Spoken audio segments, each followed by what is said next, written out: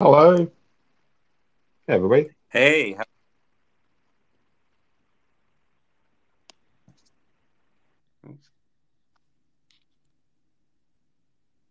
How is everybody? doing great. How are you? Very good. Awesome. So, looks like we're ready to begin here, even though we've got a few more people trickling in. So, I'll introduce myself. Hi, I'm Ben with bloXroute, and I'm joined today by other Ben or Benjamin, one of my friends and colleagues from our dev team, and we've got Darren here with us from Rocket Pool. We're going to be talking a little bit about MEV relays, smoothing pools, liquid staking, and a bunch more. We've got a raised hand here from Ken. I'm not sure if that was on purpose. Order So yeah, cancelled. Benjamin, how are you today? I'm good. Just I've been doing work on the relays and builders today, so in a coding state of mind right now. So I'll try to catch up to all you guys as we're discussing things. But happy to be here. Fantastic. So yeah, Darren, why don't you tell us a little bit about what you would like to speak about today and some of the things that you'd like to go over, and then we'll hop in with some of ours as well. Yeah, cool. So really, I want to go over the Rocket Pool kind of ecosystem. What Rocket Pool is, and what kind of features it has for node operators and liquid stakers and that sort of thing.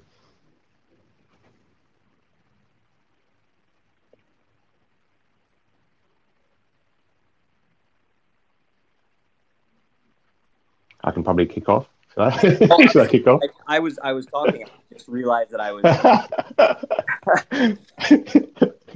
Sorry about that. Yeah, sure. Kick off. I'm sorry. It's all right. All good. So Rocket Pool is a decentralized liquid staking protocol. So there's a lot of pieces to that puzzle, but essentially on the liquid staking side, we have a liquid staking token called rETH that it's basically the simplest way for people to stake their ETH today. So you swap ETH for the rETH token, and it accrues the rewards from the beacon chain or from Ethereum proof of stake. And that's basically it. You can hold it. You can in cold storage or whatever. But you can also use it in DeFi and that sort of stuff as well, which what makes it a little bit interesting for people. What makes Rocket Pool a bit unique is that we are a decentralized protocol, which basically means that Credit cards our processed. validator set are permissionless. So anyone can be a node operator with Rocket Pool. You don't have to kind of, sign a legal agreement or anything else. It's completely permissionless, and so that's kind of what makes Rocket Pool special. We're kind of aligned with how Ethereum works and how Ethereum's security works. And obviously, our node operators are aligned to our stakers because they actually bring some of their collateral with them as well. So that's kind of the overview of Rocket Pool. There's a few more kind of details in there as well, but yeah. Sure. Yeah, that sounds super interesting. So maybe you could tell us a little bit about the differences between Lido and Rocket Pool. Yeah, cool. So the main difference is that we're permissionless. So as I said, anyone can be a node operator with us, and we've got over 1,800 node operators now in around 100 different geographic locations or something like that. We kind of represent about 2% of all of the staked ETH at the moment. So we're definitely, considering we've been on mainnet for 12 months, that's not bad. But we're definitely growing quickly, and our node operators are obviously center to that. So we've got 1,800 node operators. That's the kind of first thing. So each of those people are individual node operators, and they bring collateral with them, and that collateral actually protects rETH stakers from any issues. So if a node operator gets slashed or is underperforming, and then it comes out of their kind of bond rather than the liquid staking side of things as well. So that's a key difference between us and Lido. The other key difference is how the actual state token works. So Lido's token is a rebasing token. In other words, the quantity increases over time, and the value is like a nominal or notional one-to-one with ETH. Mm-hmm. Whereas we have a non-rebasing token, which means that so the problem with a rebasing token is that because the quantity goes up, you essentially have a taxable event depending on your jurisdiction, you have a taxable event every single day, and also it's difficult to integrate into DeFi protocols. You have to kind of essentially create another token, which is like a wrap token to kind of do that. With us, rETH is a non-rebasing token, which means the quantity actually stays the same, but the value against ETH increases, which is a little bit more difficult to get the head around. It's a little bit more difficult to get your head around, but it's much, much better for two reasons. The first one is that it's much easier to integrate into DeFi protocols. The other thing is that it is, because the quantity stays the same, you only have two taxable events, one when you stake it and one when you unstake it. So that makes it a lot better from those perspective. But it does mean that I spend my entire life explaining what a non-rebasing token is. If people know what a C token is, it's similar to that. So yeah, they're the main differences between kind of us and Lido. Okay, cool. That's great. One of the next questions here is, what exactly is a smoothing pool, and how is that a unique feature? Yeah, and this is really important actually. So actually, Ken, who's on the call, did some fantastic research. If you want to know more about the smoothing pool, definitely look up Ken Smith's talk at DevCon recently. It's an amazing presentation, kind of heavy on the. There's a lot of graphs that prove some amazing things. Anyway, with smoothing pool. So what a smoothing pool is actually, I'll start with the problem. The problem is block proposals.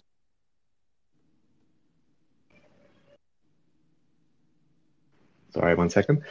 Block proposals are very variable, and so what actually happens is, as a block proposer, you may only get, if you're a single validator, you may only get maybe 5 to 6 proposals per year, and that's quite variable.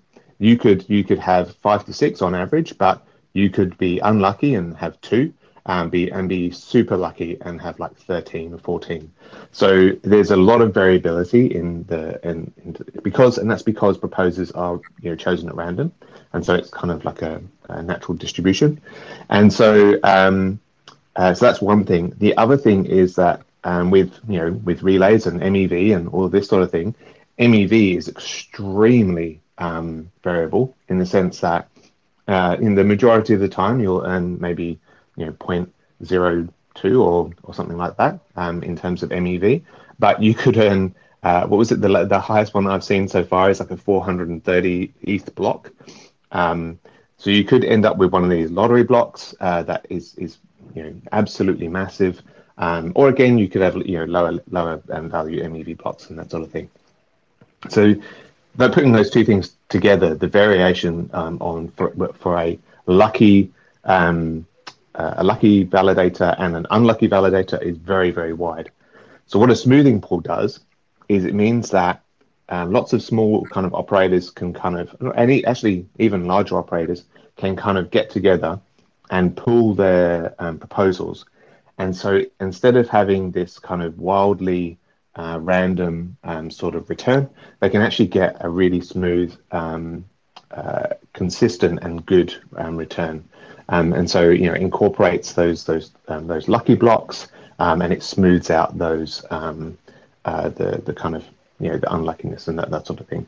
So it's a good innovation, and it's something that you need to be a rocket pool node operator at the moment to take advantage of. But yeah, the smoothing pool is doing very, very well. And we've now got some very large operators because it actually is beneficial for even larger operators to come into the smoothing pool as well. Yeah, that's a really incredible innovation. It sounds like, in a way, sort of just kind of roughing out all those edges and averaging everything out so that it's much more predictable for everybody over a longer term.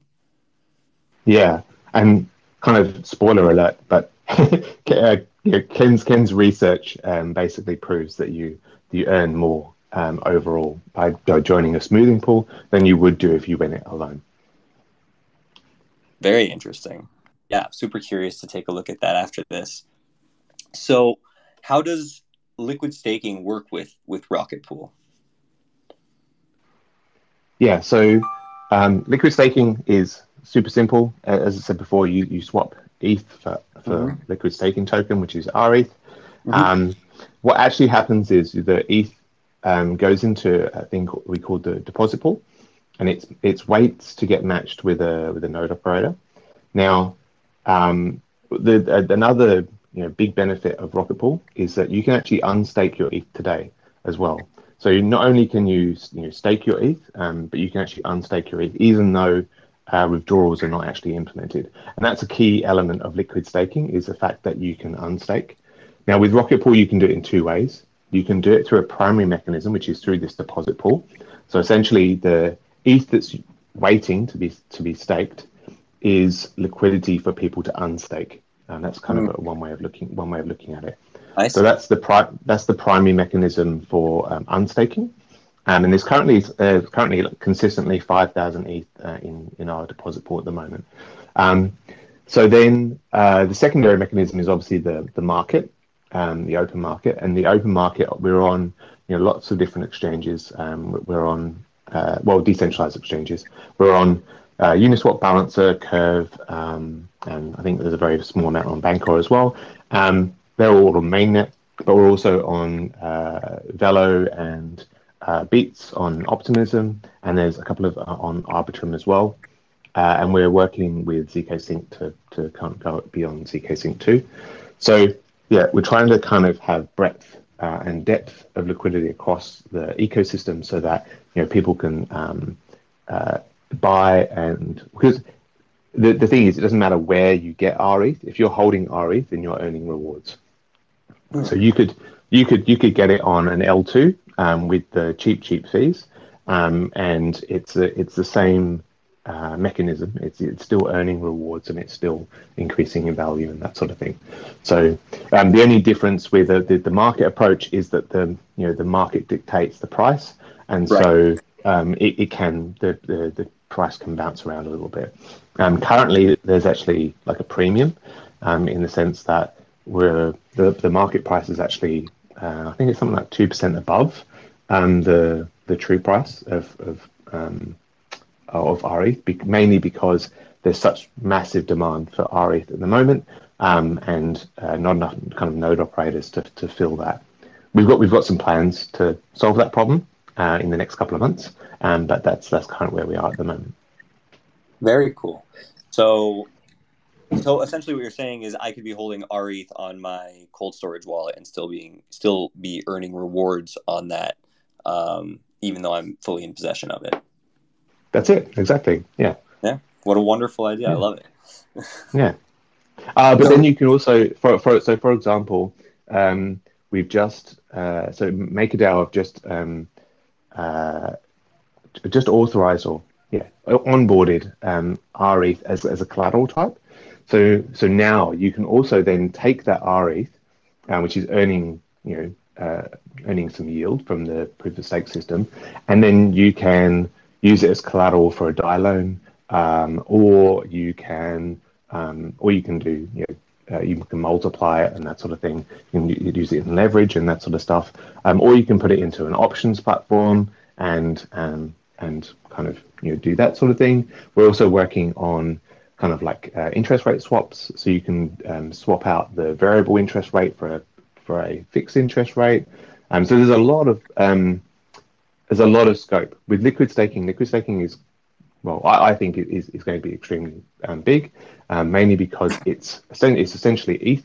It's ETH under the hood, and it's yield bearing, or it's productive. It's a productive asset, but you can also kind of use it in these DeFi protocols as well, which is quite cool. Yeah, that's really cool. I think I'm going to need to get some for myself at some point soon. Benjamin, do you have anything you'd like to ask or add to that so far? No, I've only had a little bit of a limited interaction with a couple of the rocket scientists through integrating with bloXroute's relays, but I'm learning a ton right now about how it all works, and definitely interested to read more about the rETH for this. So thanks for all that information. Yeah. Speaking of the relays, Benjamin, why don't you share a little bit with us about the different relays that we have here and that we're getting connected with. Tell us a little bit about what you're working on.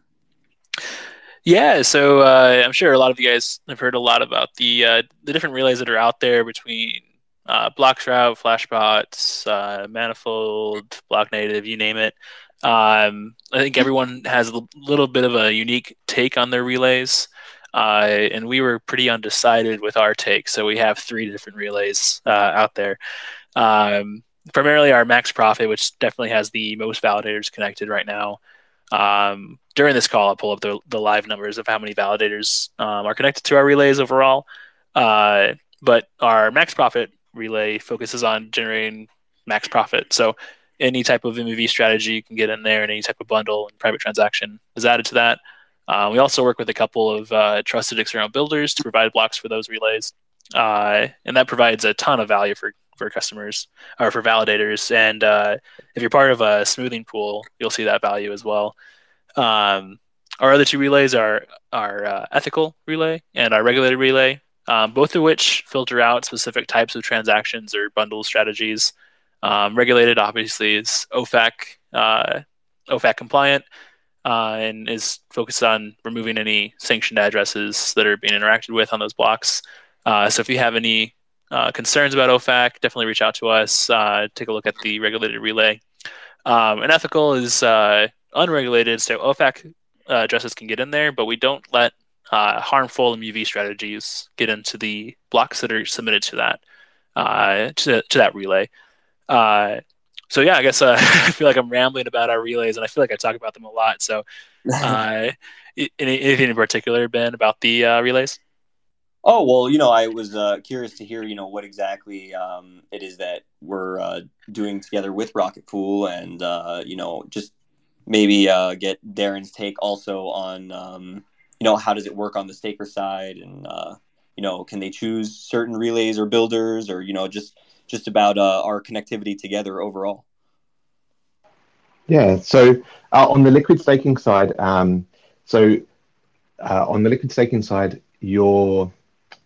essentially your ETH is being staked by the whole network, so the whole of the Rocket Pool protocol. Now, the Rocket Pool protocol is then made up of those 1,800 individual node operators. So, and each of those individual node operators kind of has the choice they have the choice on which relay they want to run. Currently, they have a choice on whether they want to run a relay as well. Although we are moving to a kind of a model where they have to choose a relay.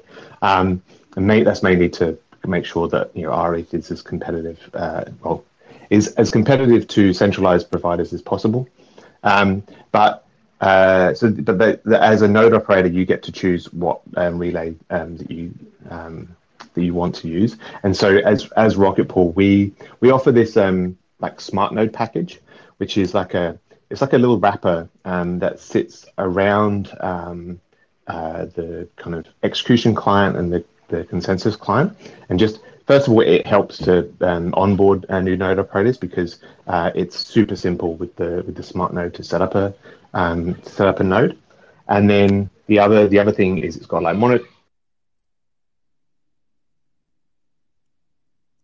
Lost him there for a second. Sorry, one sec. Okay. So yeah, and so we also it has like monitoring in it and all that sort of stuff. But it also has the connectivity to the relays. So we've integrated as many relays as we kind of can. So we've implemented all of the kind of bloXroute relays so that we can offer, or so that node operators have a choice between like a regulated one or an unregulated one if they're comfortable doing that. And so that everyone kind of has a choice on what sort of MEV that they want to extract. And we kind of try to give you little profiles for each one so that they know what they're actually signing up for in terms of that. So yeah, we try to give node operators a choice in which relays they want to use and what block builders they want to use. Yeah, that's really cool. You mentioned that it's really easy to spin up your own node. I was just wondering if you could elaborate a little bit on that for those of us that have never done that before. Yeah, so I know running a node is not as hard as people think. We have a kind of a meme within the Rocket Pool community, which is anyone can be a node operator. But it really is true. So we have a community of about 15,000 Rocketeers, I guess we call them. And they actually have onboarded hundreds of new node operators. But we also have like a tight affiliation with like the ETH community as well, who are absolutely awesome at kind of onboarding node operators. And so with this smart node package that we've got, we also make it super simple. So I think it's literally 4 lines or 4 commands that you do to bring up a node, and we kind of take care of a lot of things for you. We hook everything up for you because a lot of the pain with running a node is connecting up the different components, and we do all of that for you. You essentially just choose, I want to run Nimbus and Besu. And for example, you can choose whatever consensus client you want and execution client you want. You say, I want to run those, and I want to run the bloXroute max profit relay, and we kind of spin everything up for you. So it's really, really easy. And we've got some kind of helpful little tools in there for things like if you're running geth about pruning and that sort of stuff. And we've got like a Grafana dashboard that kind of helps you monitor the node. So yeah, our community have kind of like onboarded hundreds of different node operators from essentially from very kind of basic knowledge of Linux. They've kind of managed to get them to a point where they're running their node successfully and professionally. Yeah, that's really great. It's like a node operation for dummies. So why would running your own node, and I guess going through this very minimal amount of work, as you've explained, to do so, is there any reason why that's more beneficial than just simply staking? Yeah, I think probably the thing that's most underrated is the fulfillment factor. It really is kind of fulfilling to run an Ethereum node, in the sense that first of all, it's a good learning exercise for everybody, but also you are actually contributing to the kind of security of Ethereum, it is a buzz when your node proposes a block and that sort of thing. So that element of it is probably worth doing, but also it's actually the most profitable way to actually stake your ETH. So particularly with Rocket Pool, in the sense that with Rocket Pool you currently need 16 ETH to be a node operator, and so you earn kind of the yield on that as you would do. Okay, sorry. Usually you would need 32 as a solo staker, so you only need 16 with Rocket Pool. So we've kind of halved that. You're earning the yield on your 16, but you also earn a commission on the yield that you're earning on behalf of the pool. So you actually earn like a 15% commission on the rewards that you're generating for the liquid stakers, and so you're actually earning more than you would do as a solo staker in that case. You also need to kind of stake a little bit of RPL as well. And for doing that, you also get RPL rewards, and RPL rewards are quite good at the moment. And so, that's extra kind of yield there as well. And we're actually in one of the things I hinted at earlier in terms of increasing our supply is we have a release called Atlas coming out in kind of February, and it will actually lower the amount from 16 ETH to 8 ETH. So you'll actually need less, even less collateral than you currently do. So, and so this is a kind of a ways for people to get into being a node operator with less than 32 ETH. But not only that, you also earn a lot more. Add the smoothing pool on there as well, and that it's particularly good for kind of small scale node operators. But even our larger node operators are now getting involved in the smoothing pool. But yeah, so that's kind of why you would run a node. Yeah, that's really cool. You mentioned that you'll be able to decrease the necessary amount under 16. Do you have any insight maybe onto how much that'll be in the future? So ideally, we're targeting kind of 4. We may be able to go lower. Wow. But there's a few things that we need in place to be able to do that. So we can easily reduce it down to 8, and that's what we're doing in February. But by kind of the following year or by the end of next year, we're kind of targeting 4 or maybe 2. But it really does depend on a few things that we need to implement. So there's a few research projects and also working with the core devs and that sort of stuff. So there's a few things that we need to nail down first. Yeah, that makes sense.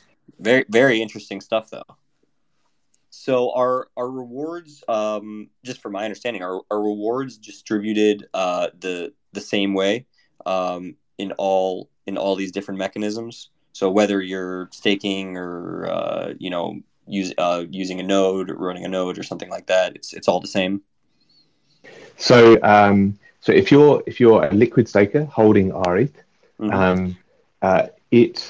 the value of rETH just increases. So how that looks like from a kind of a user experience perspective is that you either acquire rETH. Actually, today you would just acquire rETH off the market, but because our deposit pool is because there's quite a lot of demand, but you would essentially swap your ETH for rETH, hold it for some amount of time, maybe use it in DeFi and that sort of thing, and then when you swap it back, you actually get more ETH back than what you put in. That's the kind of experience as a rETH holder. You get slightly less return than a node operator because of that 15% commission. So that 15% commission actually comes out of rETH kind of holders amount, but it just means that you get slightly less yield. But it's still something like, I think it's something like 5 point something percent. I haven't looked at it today, but yeah. So that's on the rETH side of things. On the node side of things, it's a little bit more nuanced in the sense that you have essentially 3 streams of rewards. You have consensus rewards, which are kind of like they're rewards that you do for things like attesting to blocks and your general duties as a node operator. And consensus rewards at the moment are kind of locked on the beacon chain. When withdrawals are implemented, those will start flowing back as well. But currently they're kind of locked on the beacon chain. So that's consensus rewards. Then you have execution rewards. Now, execution rewards are things like, so when you propose a block, you get this priority fees or transaction fees in there, and there's also MEV as well. So if you're using the bloXroute max profit, for example, and you propose a block, that relay will give you the block, and within it there'll be MEV and kind of transaction fees.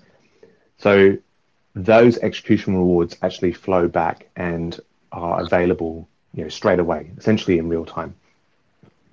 With our smoothing pool, it's slightly different. It's actually on like a monthly. You kind of bundle them all up, and you have them on a monthly basis. But they're essentially available in real time. And then with RPL rewards, if you're when you're staking RPL within the protocol, kind of the more RPL that you stake, the more rewards you get. Or sorry, I should say, where do those rewards come from? RPL actually inflates by 5% per year, and 70% of that inflation or the new RPL goes to node operators. So that's where that kind of amount comes from, and the more you stake within the protocol, the more of that new RPL you get.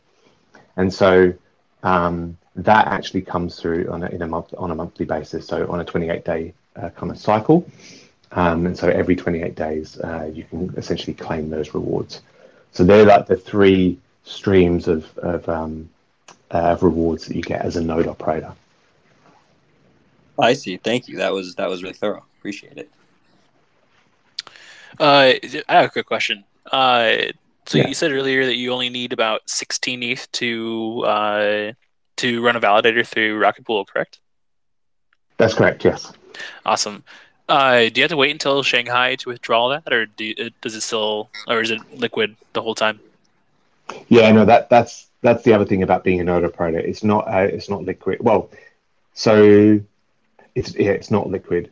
So we as we kind of know, withdrawals are not implemented at the moment, and so you kind of have to run your validator until withdrawals are enabled. Once withdrawals enabled, you can exit. Well, sorry, actually. So first of all, when withdrawals happen, there are going to be two things that happen. There's going to be these things called partial withdrawals and full withdrawals.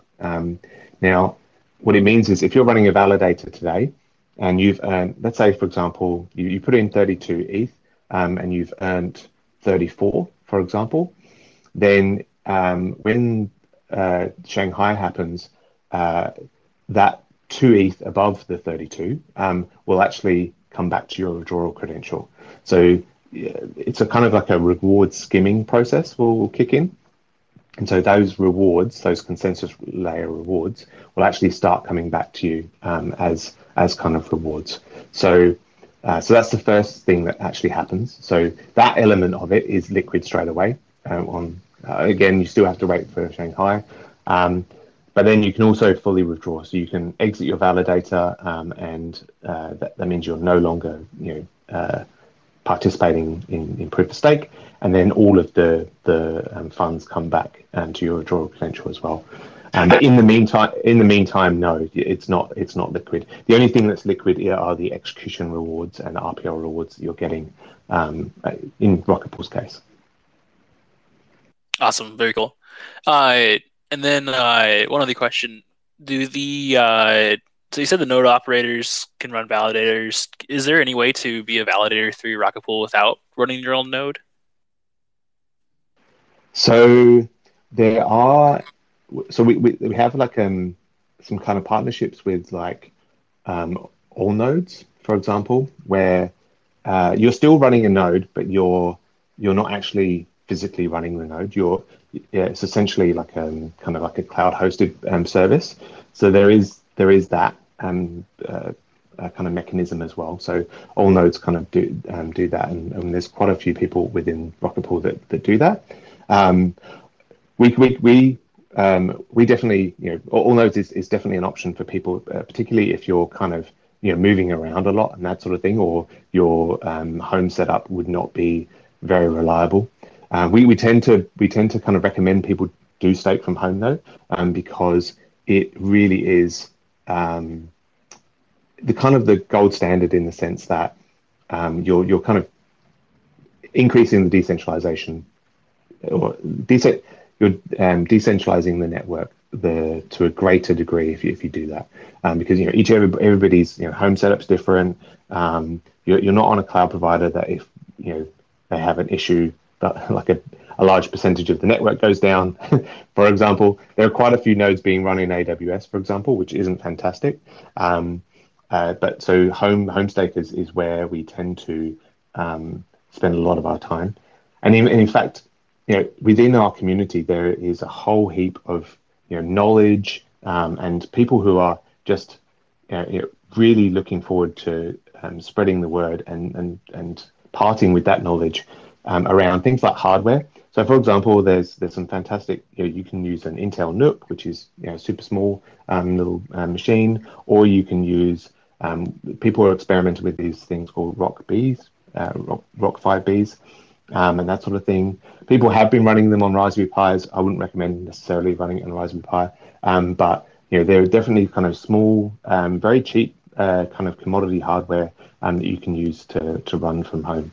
So we have lots of different people, lots of different setups, and it's pretty amazing. Yeah, no, that sounds really cool. Getting people to run it from home. I gotta go look up some of the Raspberry Pi configs though. I'm sure there's some cool looking ones out there.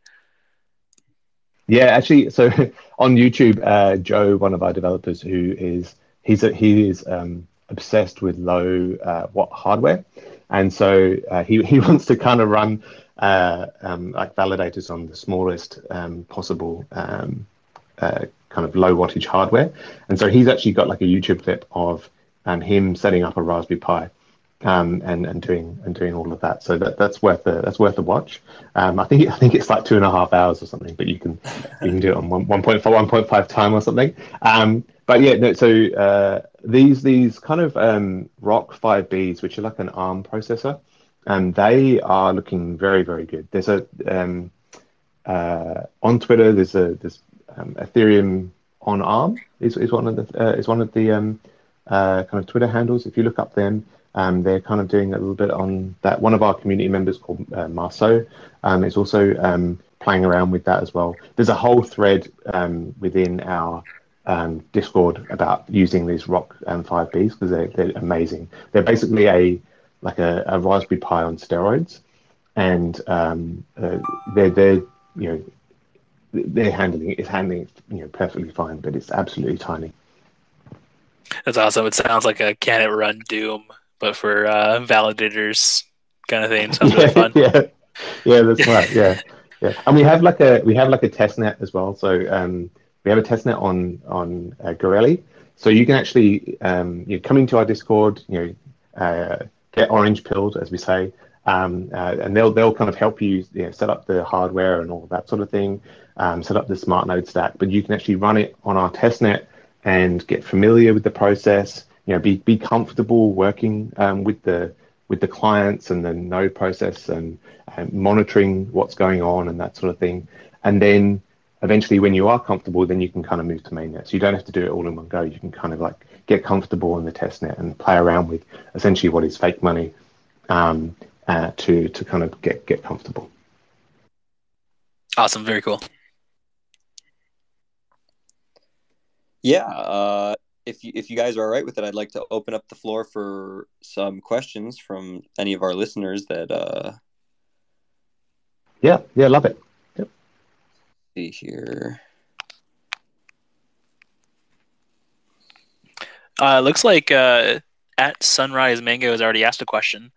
They asked what are some of the trends with staking ETH, and what advantages does Rocket Pool have over other Web3 companies trying to permissionlessly do ETH staking in a non-custodial way? Yeah, I think currently Rocket Pool is the only one that actually does it today.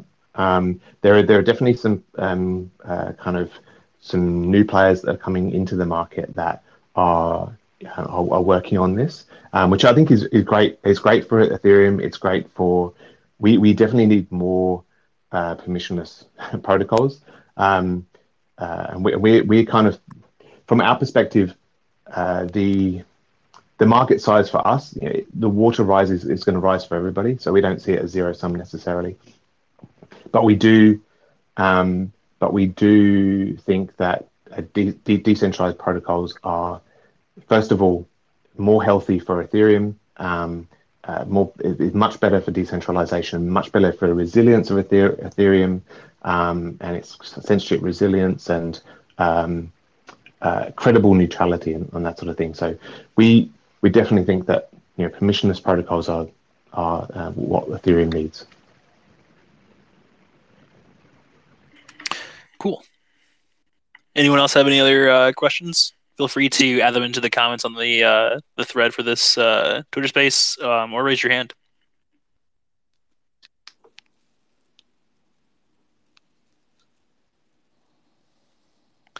I was also trying to find a tweet for Ken Smith's discussion at DevCon. I wanted to pin it to the spaces. So if anyone has a link to that, let me know, and I'll pin it to the top of the spaces.